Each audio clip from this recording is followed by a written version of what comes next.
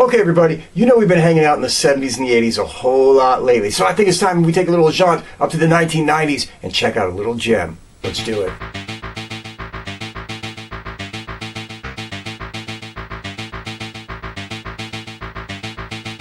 Okay, everybody, here we are in 1992 to check out a forgotten little masterpiece called Rapid Fire, starring the one and only and late and great Brandon Lee.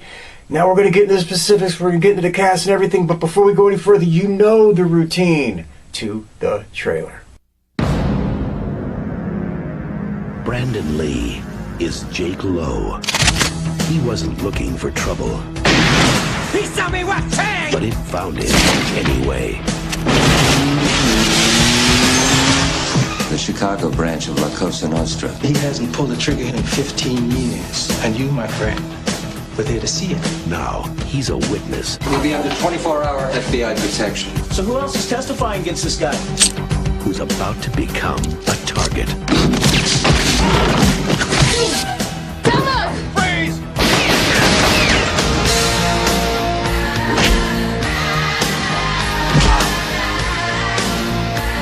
The only way to fight fire is with fire. Get him out of here. I think I've had enough police protection. Rapid fire. At the face.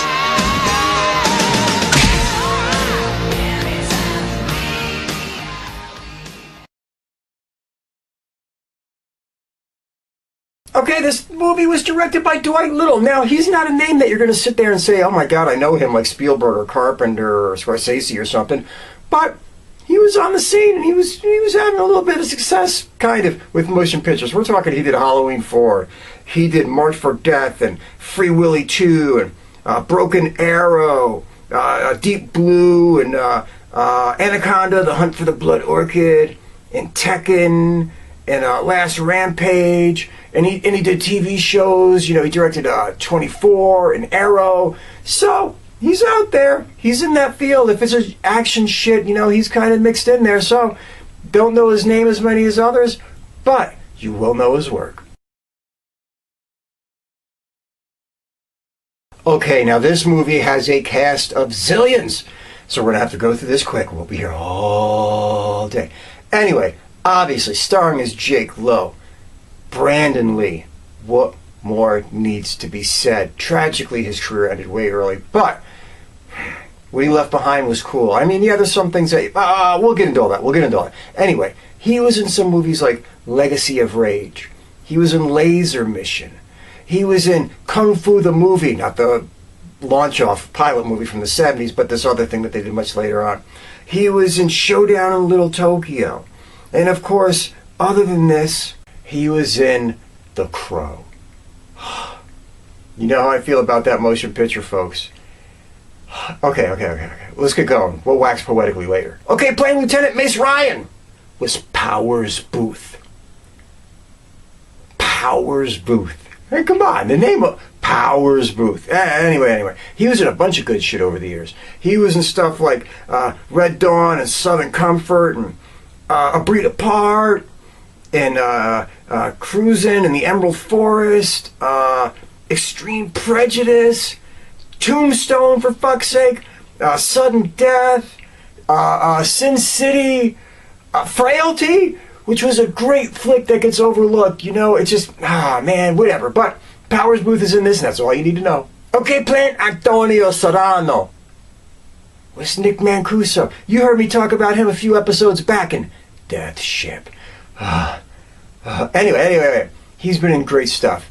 He was in this, he was in Death Ship, he was in Nightwing, a movie that I truly love and can't wait to get around to going over at some point or another. He was in Ticket to Heaven and Under Siege and Regression and Past Perfect and Death of an Angel. And as I said before, I actually have a special edition folder ready to go on Stingray, this classic TV show from the 80s that has just basically been forgotten as though it was ever made. Okay, playing Detective Withers was Kate Hodge. Now, she was really known as a TV actress. She was in some motion pictures. I mean, she was in, Leatherface, the Texas Chainsaw Massacre 3. And she was in The Hidden 2. But she was really known for her TV work. I mean, she was in stuff like 30-something, and Ellen, and Silk Stockings, and Working, and One Life to Live, and The Good Wife.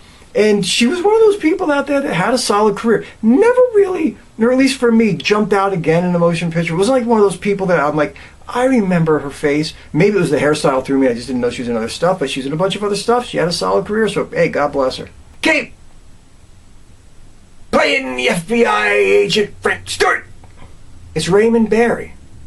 Now, Raymond Barry was in a bunch of shit. Usually plays an asshole. Because he plays an asshole very well, I might add.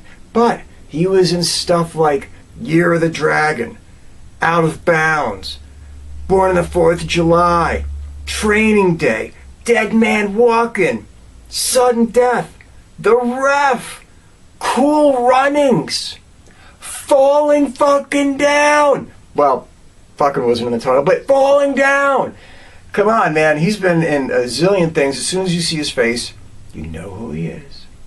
You know who he is. Anyway, let's keep going. Okay, playing Kinman Tau, or sometimes referred to as Tommy, with Tzi Ma. Now, he's been a bunch of shit. As soon as you see his face, you're like, motherfucker, yeah. He was in a bunch of stuff. We're talking he was in things like Rush Hour, and Dante's Peak, and RoboCop 2, and The Money Pit, Arrival, and tons of TV work. Nash Bridges, The Cosby Show, NYPD Blue, Millennium, which is one of my all-time faves. So, one of those guys, been in a million things. As soon as you see him, you're like, I know that dude's face. And you're going to say that in this. You're going to say, I know that dude's face. And there is a shitload of other people in this motion picture. I mean, you got Michael Paul Chan, who was in Falling Down. You got Dustin Nguyen, who was running around with 21 Jump Street. You got Basil Wallace, who was in fucking Marked for Death. And then,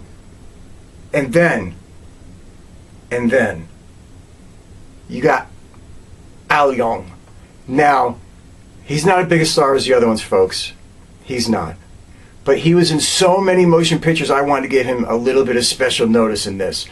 We're talking, you've seen him pop up in almost every martial arts action film of the day. We're talking he was in Lethal Weapon, Action Jackson, Die Hard, They Live, Big Trouble in Little China, Black Rain, I Come in Peace, and Death Warrant, The Replacement Killers, which I fucking worship, The Last Action Hero, the Scorpion King, Running Scared.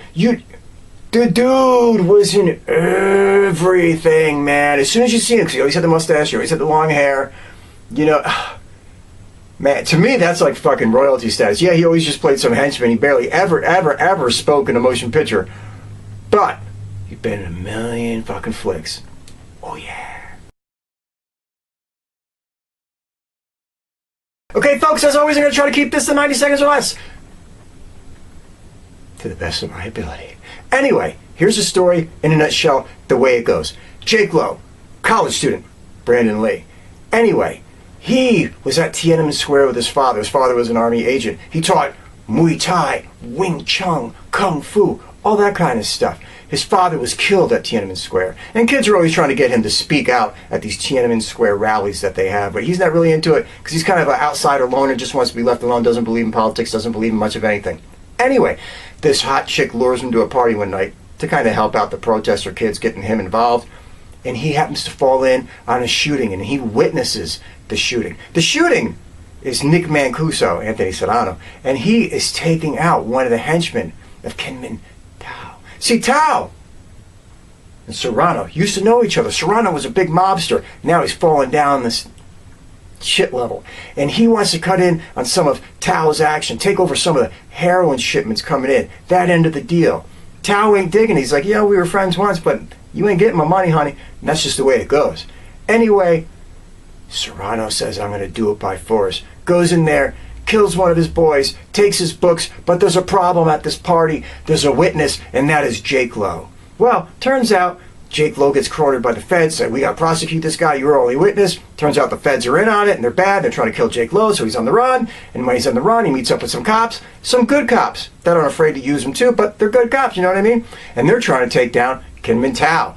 Before you know it, Jake Lowe's bouncing all over. Everybody on the planet is hunting him down. He's got some good cop friends, and that's just about the way it goes. And they're off on a mission to bring down Serrano and Tau and everybody else in this crazy little kung fu action flick. Okay, folks, this is it. The moment we've been waiting for. Why does this movie rock? Yeah. There's parts of this movie that there's flaws. I'm not going to deny it. I mean, there's little moments of this motion picture where you sit there and say, okay, they sped up the camera frames. That's a still shot. I don't know why they stuck that in there. And you're going to say there's a lot of plot holes, and yes, it has all the earmarks of a goofy 80s flick. It was made in 92, but this movie is pure 80s leftover, folks. You know what I mean? Where crazy shit can happen, and there seems to be no repercussions. Cops can have a shootout with federal agents in the middle of the street, blow up cars, 10 dead bodies all around, and they just, drive off. Nobody fills out any paperwork. Nobody comes around to say what took place. They just go hang out at this secret bowling alley where they all just bowl all day until they're called into action as the local PD. It's that kind of illogical insanity. But that's not why you're here. That's not why the movie rocks. The movie rocks is because you want to see two things. Good, fun, martial arts action. And this movie delivers, folks. It delivers in spades. I mean, you had some other stars up and coming or on the scene at the time. You're talking your Van Dams and you're talking your Seagals and maybe Jeff Speakman on a lower level. And they were all doing their things. And, well, Norris was at kind of the end of his run. And they were all doing their things. But what Brandon Lee had was something different. You remember how it went. Van Damme was the big raw ballet kicks and the moves, and Seagal was the flippy shit. Brandon brought in his father's style of martial arts. No, he wasn't as fluid as his father or as great as his dad. We're not going to say that, but he was damn good. And his moves were so short, the Wing Chun type stuff. And they were so quick and dynamic and direct and to the point. Nobody else was doing stuff like that at the time. Nobody was doing it like that, and it jumped out at you the minute you watched this motion picture. You're just like, I've never seen anybody fight on screen like that. I've never seen anybody do it quite like that. It was a new style. It was brilliant. It was awesome, and it was just the way it was. Number two, the reason to watch this motion picture is to see the elevation of a guy, probably the only guy on the scene in that genre who was gonna make it from being an action star to a regular dramatic star. Let's face it, folks, after like 5, 6, 7 years of big success, whether it was Seagal or Van Damme or whatever, their shit was going straight to video. And you know that was the case. But this, you're watching the beginning of an action star, because he was in Laser Mission and he was in Showdown in Little Tokyo, and he was in this. But you could see he was capable of so much more than being just an action star. You could see he was going to break out. And when he broke out, it was in The Crow. The Crow was the movie that if he didn't die, he would have went on to a mainstream major action career. I remember watching the Wachowskis, and they were saying when they wrote The Matrix, the only human being in their head when they were writing The Matrix was they had Brandon Lee as Neo. That was like their thing in their head, that they were writing the movie for him. They're like, this is our Neo. This is the guy. And he tragically died, even though Matrix was made way later. When they were writing it, it was all about Brandon Lee.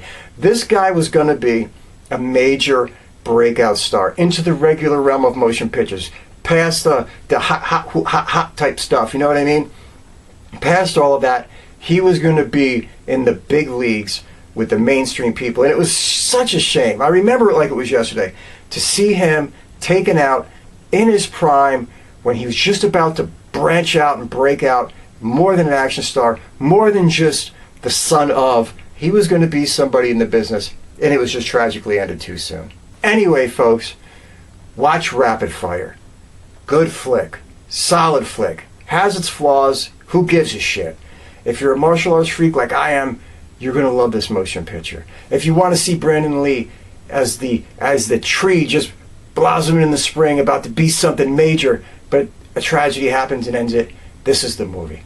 Watch it. Enjoy it. Let me know what you think. Can't believe it's almost been 30 years since this came out. It's fucking insane. Anyway, everybody, have a good one. Take care. Be your best. Be a good person. Look out for your fellow man. And above all else, never be afraid to point out bullshit, and never take bullshit from nobody. Take care, everybody.